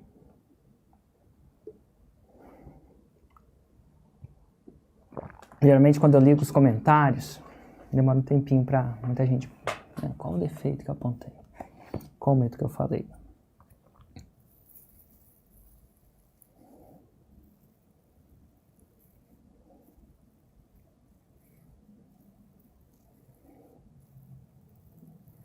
nesse ritmo vai demorar para eu acabar de ler o livro, né? Mas vamos lá, se eu consigo. Vamos ver se eu consigo ver alguém que acertou o defeito.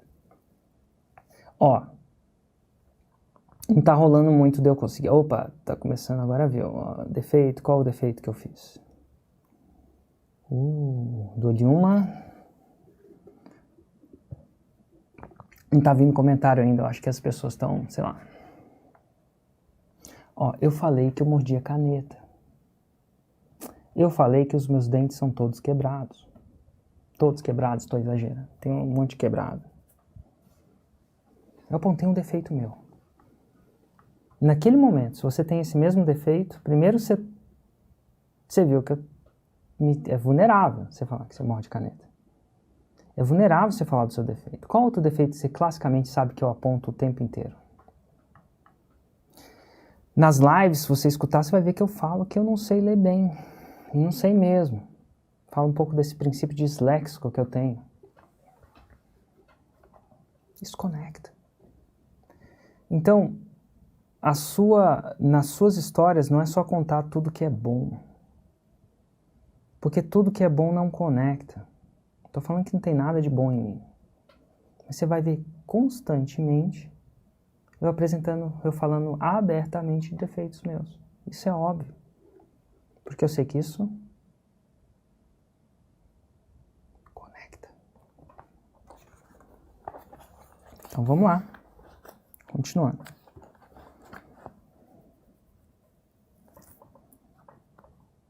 Tá. Show. Existem alguns elementos que compõem a história da jornada do herói, segundo Joseph Campbell. E eu vou esmiuçar cada um deles aqui para você. O primeiro elemento da jornada do herói é o herói. Na jornada do herói tem que ter um herói. Então, na história do Harry Potter, o herói é o próprio Harry Potter. Na história do Fórmula de Lançamento da minha empresa, o herói sou eu. Eu trabalhava em um banco e praticamente vendia minha alma por dinheiro. Estou exagerando um pouco aqui, mas é mais ou menos isso. E eu queria ser livre. E aí vem o segundo elemento. O inimigo em comum. Inclusive, do jeito que eu conto a história hoje, já o herói não sou eu, e a gente vai falar um pouco sobre isso, tá? Em 2017, eu contava como se eu fosse o herói, hoje tem um outro herói na minha história, tá bom? O segundo elemento da jornada do herói é o inimigo em comum. Na história da sua oferta, o inimigo é aquele que você e o seu público-alvo têm em comum. Para quem não curte a vacina, o inimigo comum é a vacina. Para quem não curte a direita, o inimigo comum é o representante da direita. Para quem não curte a esquerda, eventualmente o inimigo comum é a esquerda ou um representante da esquerda. Para quem não curte o centrão, o inimigo comum é aquilo que representa o centrão, politicamente. Mas por que ter um inimigo em comum? Porque quanto maior a conexão que você tiver com a sua audiência, maior vai ser a chance dela criar um relacionamento com você. E por que criar um relacionamento? Porque ele aumenta a sua chance de vender, de forma íntegra. As pessoas tendem a comprar das pessoas que elas confiam. E um dos melhores jeitos de você criar um relacionamento é criando um inimigo comum. Às vezes o medo é um inimigo em comum. O defeito é um inimigo em comum. Não é só uma pessoa ou uma instituição. Quer um exemplo disso? Você entra na fila do banco. E ela tá grande. Que fila que eu entrei que estava grande, cara, esse final de semana. Meu Deus. Fila da farmácia. Farmácia lá, aqui perto, fui na farmácia, comprei umas paradas. Tinha uma fila grande. Eu falei, cara, não precisava ter essa fila grande. Farmácia é tanta gente ajudando as pessoas a escolher o produto. Na farmácia, o serviço de farmácia é bom aqui, pelo menos em Brasília é bom. Você entra lá, cara, como é que você pode achar? Tinha acho que eu contei umas 3 ou 4. Segunda CUT, tinha 10 pessoas tentando ajudar, a segunda Polícia Militar tinha 4. Eu falei, cara, tem 4 pessoas tentando encher essa fila e só tinha uma pessoa no caixa. E eu sei lá, apressado, porque tinha que começar uma live. Falei, meu Deus, eu cheguei atrasado na live.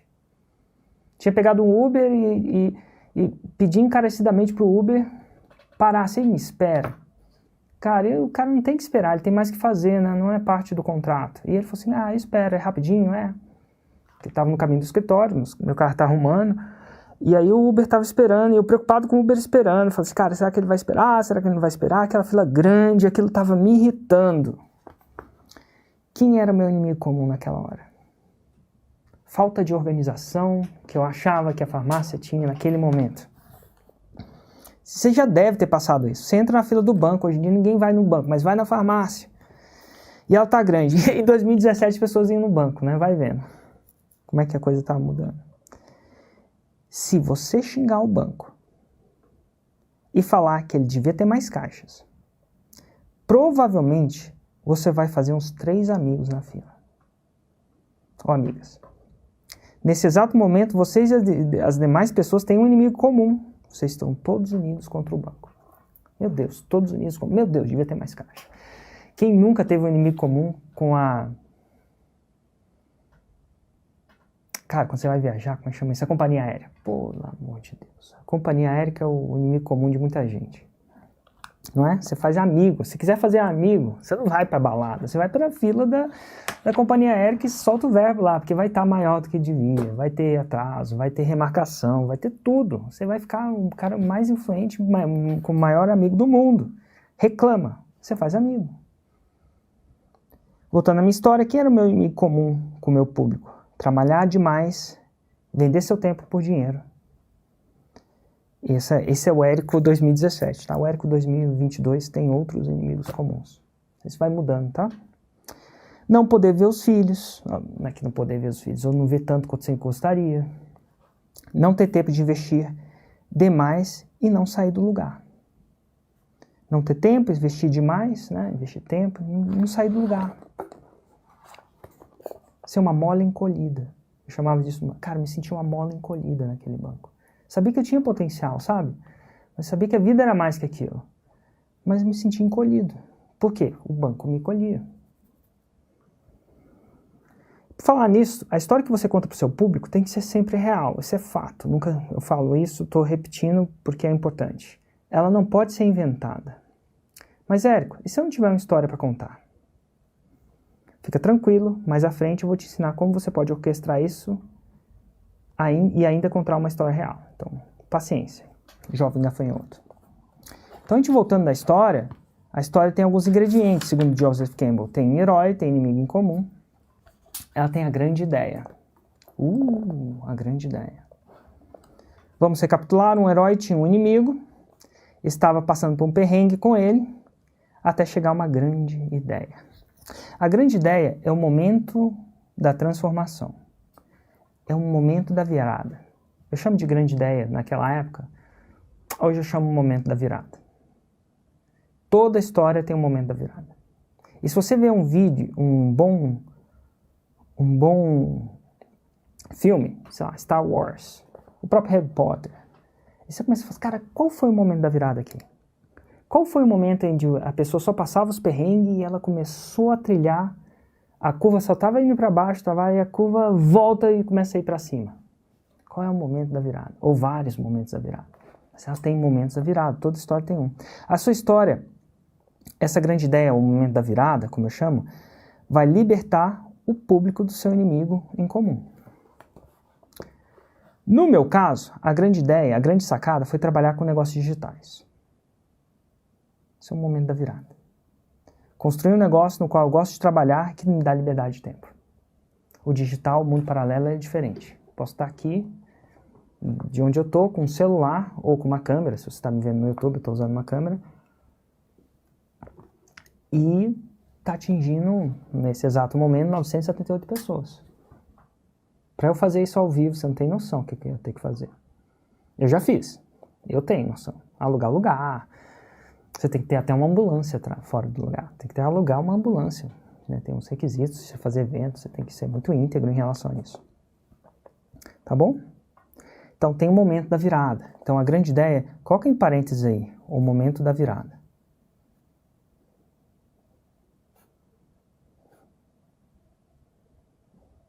Tá bom? Tem o retorno do herói. O último elemento da jornada é fazer com que o herói retorne para casa. Tem o momento da virada e tem o retorno do herói. Mas o que significa? Significa que ele foi para a batalha, enfrentou todos os desafios, todas as adversidades e voltou para casa fortalecido com um conhecimento especial, que ele vai dividir com os demais companheiros para que ninguém precise passar pelo que ele passou.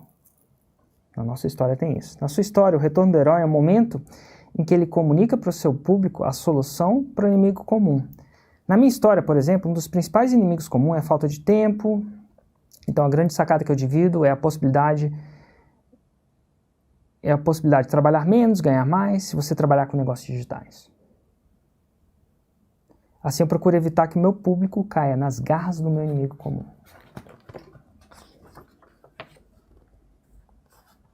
Eu não vou entrar muito na dica do expert. E, até agora eu não falei do produto. É uma oferta irresistível que não está no produto, está no ingrediente 4. O conteúdo. E agora eu tenho que fazer uma decisão técnica. Se eu pego uma pergunta, se eu termino isso. Eu vou fazer o seguinte, vou fazer uma pausa aqui, e a gente está em oferta irresistível, ingrediente história, dentro da história. Vamos revisar mais ou menos o que eu vi hoje aqui. Só para você ter uma noção. Para eu pegar alguma pergunta sobre o conteúdo, para a gente manter isso aqui, essa leitura. Então, vou voltar. Voltei que eu falei assim, a oferta irresistível. O fato de as pessoas falarem mais não do que sim para você, geralmente é um sintoma que você não sabe fazer uma oferta irresistível. Para a maioria das pessoas, a oferta é o produto. Não é só o produto. O produto é parte da oferta. Principalmente se você sabe fazer essa parada. Então, o que é a oferta, então? A oferta irresistível. A oferta irresistível tem ingredientes. O primeiro que eu falei é a super promessa ou Roma. Eu não cheguei nem no produto. Depois, o segundo ingrediente é o que eu chamo de plausibilidade. Hoje eu chamo de evidência. É o enfraquecimento do São Tomé dentro da pessoa quando ela escuta Roma. Você enfraquece, você não mata, mas você enfraquece. O terceiro ingrediente é a história. Olha que louco, a gente nem falou do produto ainda. E a história, que por si só tem ingredientes. Que tem o herói, o inimigo em comum, o momento da virada, o retorno do herói. São fases da história. E é por aqui que a gente passou. E o ingrediente 4 é o conteúdo, que a gente vai falar isso amanhã, tá bom? Porque o nosso tempo está estourando hoje, eu quero pegar algumas perguntas, porque a sacada de fazer isso aqui é pegar perguntas. Então, se você tem alguma pergunta sobre o que foi lido hoje, isso é oferta, isso é ingredientes da oferta, que foram discutidos hoje, isso é história, super promessa, inimigo comum, herói, digita nos comentários. Eu tenho uma pergunta sobre o conteúdo lido hoje. Eu vou chamar uma pessoa aqui pra gente conversar e debater algumas coisinhas. Show de bola. Fernanda tem. Vamos chamar a Fernanda aqui. Olha, super promessa, inimigo comum, herói. Digita nos comentários. Eu tenho uma pergunta sobre o conteúdo lido hoje. Eu vou chamar uma pessoa aqui pra gente conversar e debater algumas coisinhas. Show de bola. Fernanda tem.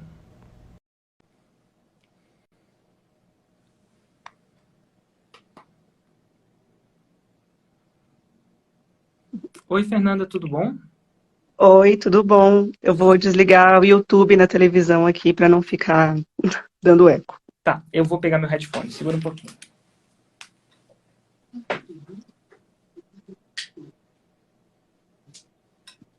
Eu aumento também.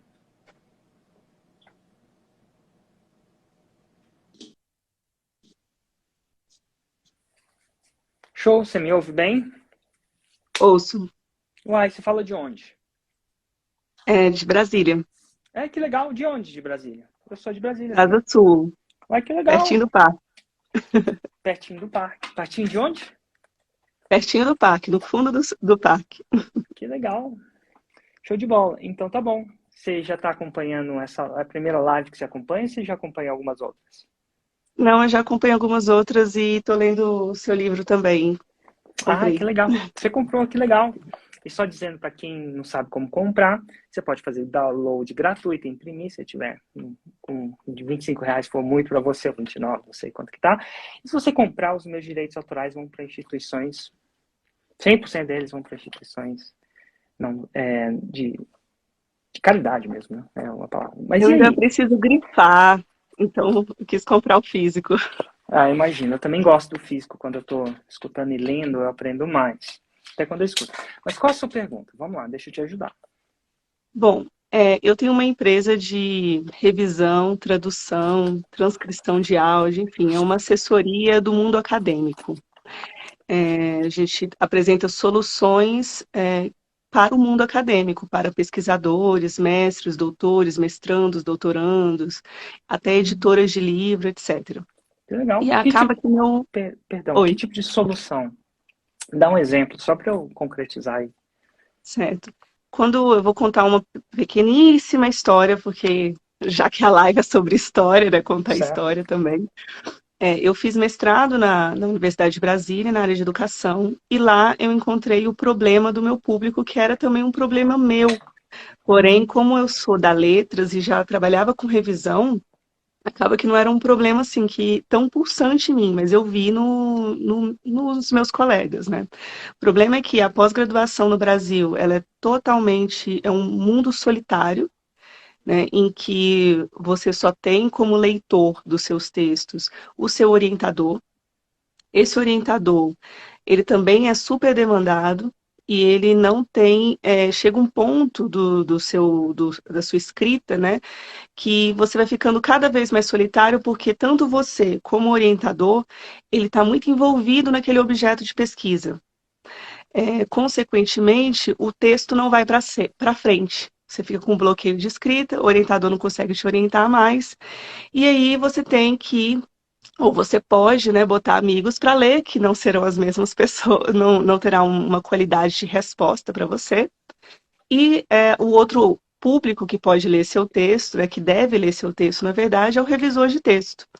E aí eu percebi nesse ambiente que a pessoa tinha que contratar um revisor de texto com uma pessoa, um autônomo, contratar um tradutor, porque a gente tem que traduzir o abstract, fazer um abstract, resumen, enfim, fazer uma parte em outra língua para algum congresso ou mesmo para o seu trabalho de defesa, né, com outra pessoa.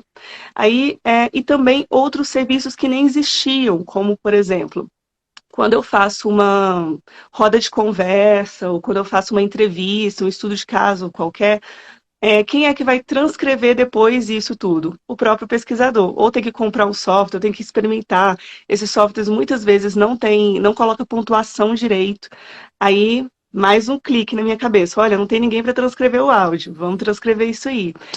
Fazer apresentação, a pessoa já está cansada, como é que vai fazer ainda apresentação de slides? A gente revisa o texto, faz a apresentação da pessoa também, vai pegando os pontos Nossa, que principais. legal.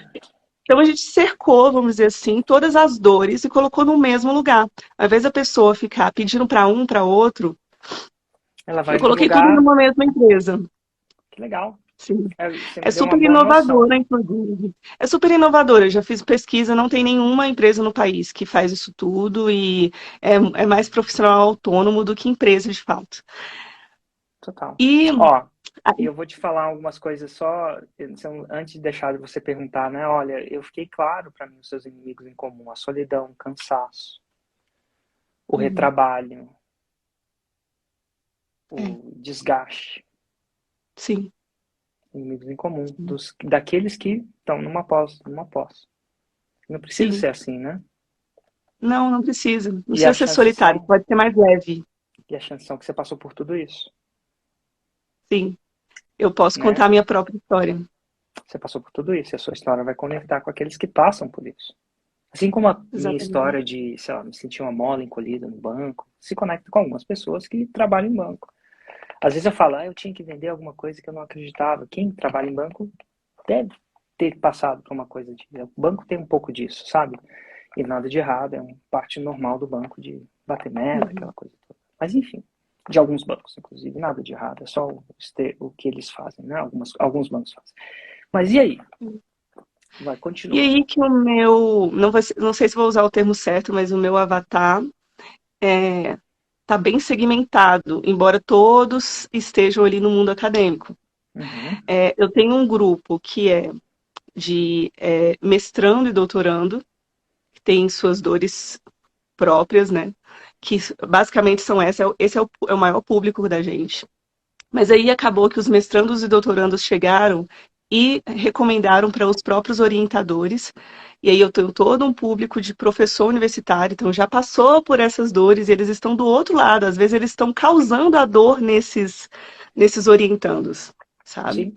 E tem um público também que é o revisor de texto, que já segue a gente, quer saber como que a gente trabalha.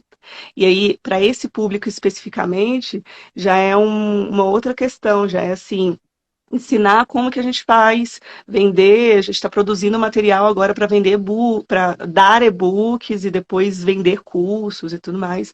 E aí é um outro público, e ainda tem um outro cliente que é aquele que acabou de terminar o curso de letras, não sabe nada de revisão, não nem vê a revisão e a tradução como uma possibilidade. E aí eu também posso ir para esse grupo, já que eu já ensino quem já trabalha, né, já inspiro quem já trabalha, eu gostaria de inspirar também e de vender produtos para essas pessoas que acabaram de terminar o curso de letras e nem vê isso como uma possibilidade de trabalho. Ou seja, é como se fosse quatro avatares, não sei se é isso, Sim. mas são 4 públicos diferentes e eu sinto que eu devo falar com eles coisas diferentes. E como que eu faço isso numa única rede social? Falar para todos os públicos se algumas dores não conversam e às vezes um causa dor no outro, no caso de orientador com o orientando. Existe eu vou conseguir te dar clareza disso, eu acredito. Até porque essa é uma dor muito comum que eu já lido há anos com ela. E eu vou te dar alguns princípios que vão poder te guiar nisso. Porque em algumas horas você vai fazer uma decisão de separar esses públicos, essas redes, e uma hora você vai falar com eles. Então, a dúvida é, cara, quando é que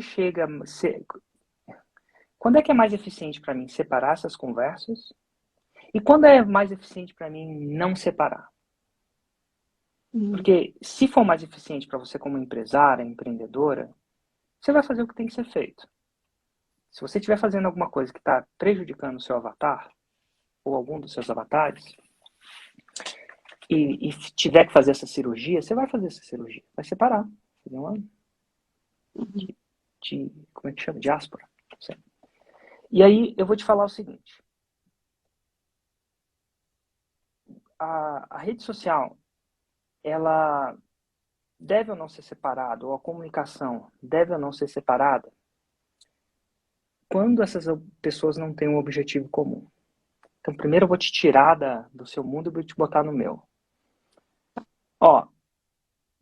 Sabe-se Deus qual a idade das pessoas, partido político, profissão, se você é um empresário, tem gente aqui que é um artista que pinta quadro. E pensa a diferença da necessidade de um empresário para um artista plástico que pinta quadro. Você não podia ser uma pessoa mais diferente. Tem pessoas aqui que são aspirantes a empreendedor. Pensa como os seus medos e receios são diferentes de um cara que ainda aspira a ter uma PJ. Nunca levou, nunca nem abriu uma PJ. Ele é diferente. Então, o princípio é o seguinte. Quando eles querem uma coisa em comum, isso deve ter falado em um canal só. Então, eu consegui juntar empreendedores e aspirantes. Não poderiam ser mais diferentes. Artistas e profissionais liberais. Cara, o dentista é diferente de você. Eu sou um dentista, um terapeuta, mas eu sei que vocês querem uma coisa em comum. No meu caso, um 6 em 7. Eu te falei que essa coisa em comum veio óbvio para mim. Até quando eu escrevi esse livro não era isso. Fala muito pouco de 6 em 7 aqui. Foi uma coisa que eu descobri com o tempo, lapidando. Mas se eles querem uma coisa em comum, você pode falar na mesma rede. Se o que eles querem é diferente, se você não consegue achar essa coisa em comum que os une, você tem que separar. Então, a gente pode unir uma pessoa de 60 anos com uma pessoa com um adolescente. Se eles querem uma coisa em comum, que a filha ande mais rápido, se dane. É o que ele tem em comum. A coisa em comum dele está focada no serviço. Então, tá no bom. que o serviço traz. Só que Isso eu acho que é insuficiente para gerar um acompanhamento, um engajamento, porque aí eu não toco tanto nas dores, eu não falo a Calma, linguagem calma, calma, deles, calma, né? calma, calma, jovem gafanhoto. Então, então, princípio é, então, tem um caderno? Tem mesmo? Aqui tem. Show. Tem. Então, eu vou te dar um princípio. Se você achar uma Uhum. coisa em comum que é atrativa para eles, Sim. você pode usar uma rede social. Uhum. Se você não achar essa coisa em comum, você tem que separar. Uhum. Agora, a coisa em comum tem um critério, que não é o veículo.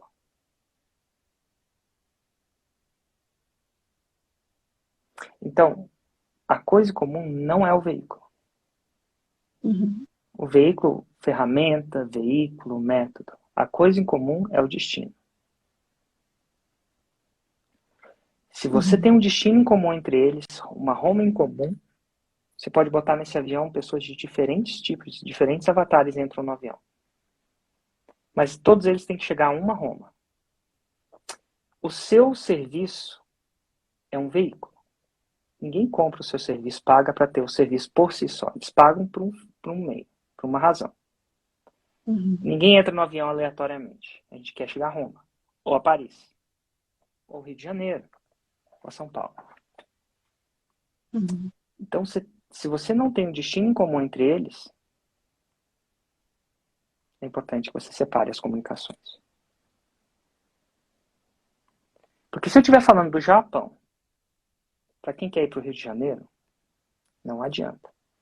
Mesmo que o veículo seja o mesmo avião. Porque o avião dá para chegar no Rio de Janeiro, dá para chegar em Roma e dá para chegar no Japão. É o mesmo Uhum. veículo. Talvez com mais gasolina, talvez com. Não, são dois pilotos, mas era um moço.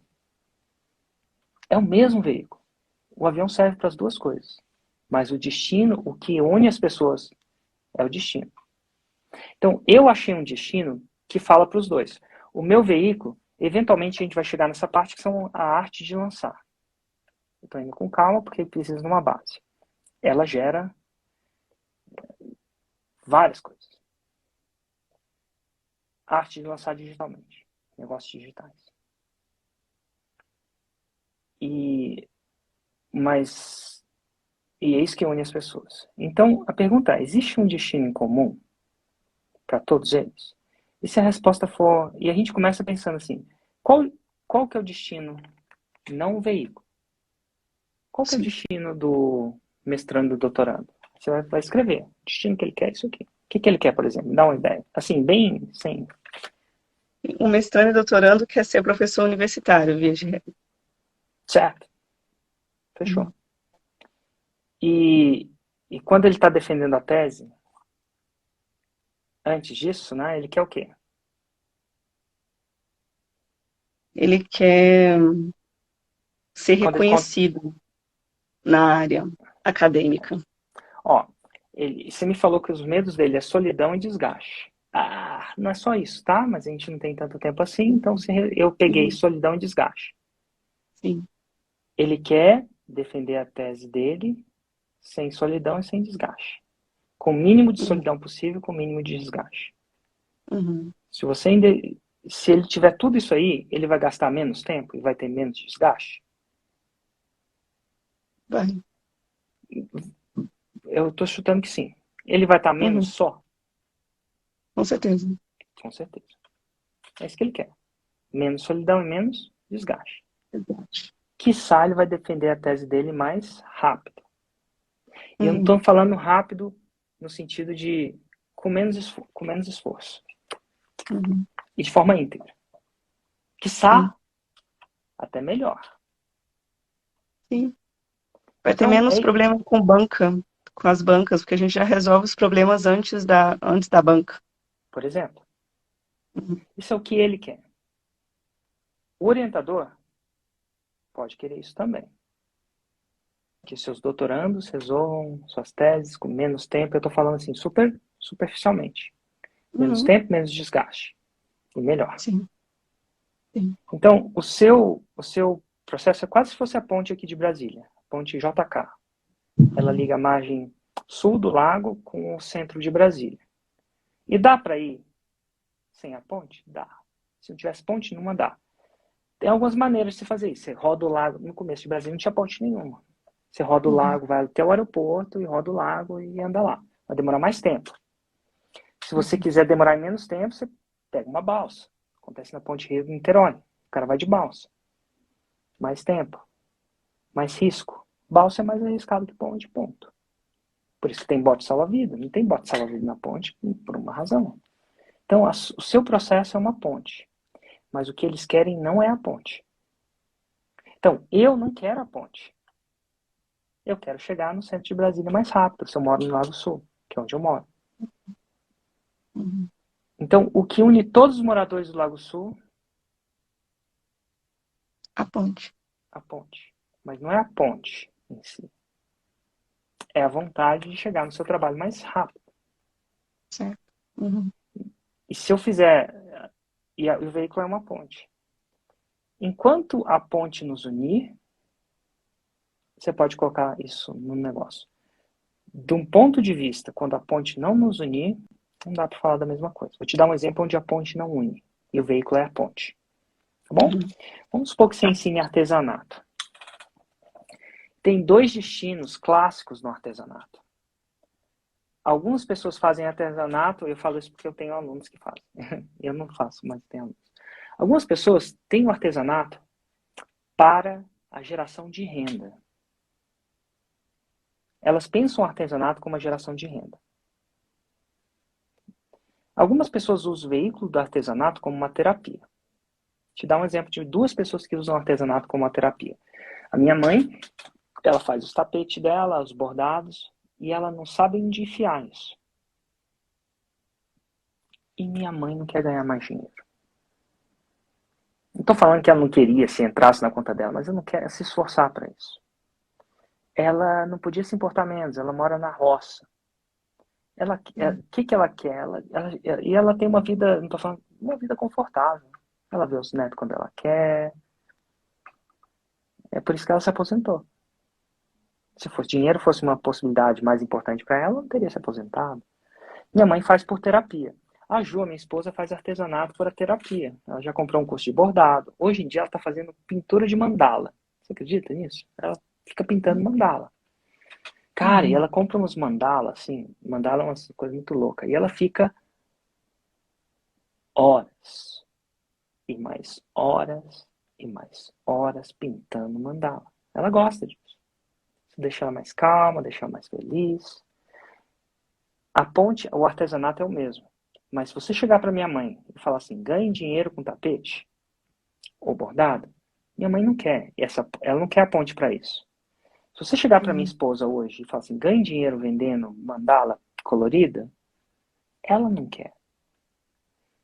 E quando você fala isso, ela fala, isso não é para mim. Eu quero aprender a fazer arte.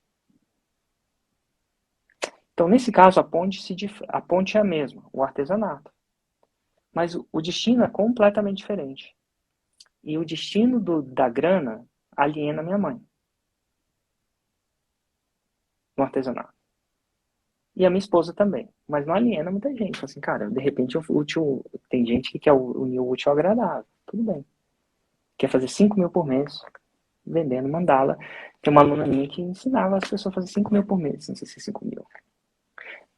Uma certa quantidade vendendo mandala. E aí, então, não há essa união nesse mesmo veículo. E se você falar de grana, para quem não quer grana, você aliena essas pessoas. E eu tenho muita gente que tentou matar 2 coelhos. E eles são extremamente ineficientes nisso. Muitos deles. É raro alguém que conseguiu encaixar isso. E eu não vi ainda encaixando no alto nível. E tipo assim, para quem faz 7 em 7, fazer um 6 em 7 é uma derrota. Mas para você seria uma vitória. Do que quer dizer? No alto nível. Então, se você tem uma coisa, se você promete uma ruma, e essa ruma entrega é comum, é um desejo comum, vai ser vai unir essas pessoas. Um perfil, um canal. Se você tem romas diferentes, e a própria acontece no artesanato. Tem gente que tem um perfil profissional do artesanato, tem gente que tem um perfil artesanato por si só. E aí funciona. Você roda 2 negócios em paralelo, atacando 2 tipos de cliente, mas eles são paralelos. E de tempos em tempos, você pode convidar uma pessoa do negócio para o outro. Mas ela tem que entrar nisso. Então, se Sem eu tirar a falasse... unidade da marca, não tira. Não. Tudo, não existe uma maneira de... Escreve aí, não existe uma maneira de fazer um omelete sem quebrar alguns ovos. São escolhas e renúncias. Se não tem uma coisa em comum... Vou te falar uma coisa que é interessante numa empresa que eu acabei olhando muito, conheci alguns dos sócios. Uma empresa que chama Empíricos. Ela é de investimentos. E a Empíricos fala de bolsa, fala de cripto e fala de renda fixa. O cara de renda fixa não podia ser mais diferente do cara da bolsa. O cara da bolsa não podia odiar mais a cripto. E, em via de regra, tem um que transita nas coisas. Mas eu vou te falar, o cara da bolsa, ele quer investir num negócio que gera caixa. Cripto para ele é uma coisa, um conto de fadas. O cara da renda fixa não consegue viver a possibilidade de amanhã ele ter 20% menos do que ele tem hoje. É uma coisa que acontece na bolsa. É um perfil diferente. Mas eles têm um perfil só. Por quê? Eles descobriram uma coisa que une a todos. E sabe o que é uma coisa que une a todos na Empíricos, na minha opinião, segundo que eu leio ele? A desconfiança das instituições. Um cara que eu acho que segue Empíricos desconfia do gerente dele. Ele não acredita que o gerente dele está jogando no seu time.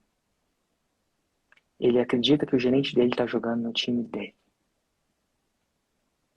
Ele quer ser uma pessoa que decide os seus investimentos de uma maneira independente.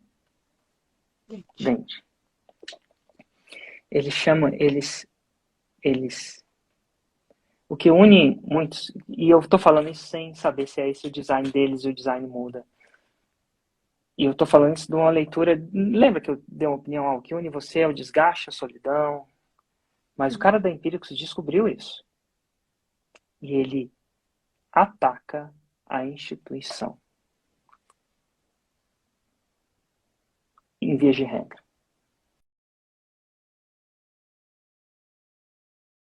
Se é cripto. Não importa se é bolsa. Mas ele quer ensinar as pessoas a pensarem nos seus investimentos por si só. E só falando para a Fernanda, se você encontrar esse ponto que une as pessoas, um movimento que une as pessoas, uma causa que une as pessoas, você pode ter tudo no mesmo perfil. E se você não colocar isso na causa que une as pessoas, se você não achar uma causa em comum, você deve separar os perfis. Tu caiu, Érico. Pois é, voltando. E ó, dito tudo isso, eu queria dizer para vocês o seguinte, ó, tá acabando a leitura do livro. Faça o download do livro, ericorrocha.com.br/livro. Eu caí, foi mal, galera. Instagram realmente cai às vezes. ericorrocha.com.br/livro. E a intenção é que você faça isso até quinta. Então você leia o que já foi lido e continue lendo essas outras partes aqui comigo, tá joia? Um grande abraço, tá bom? Tchau, tchau.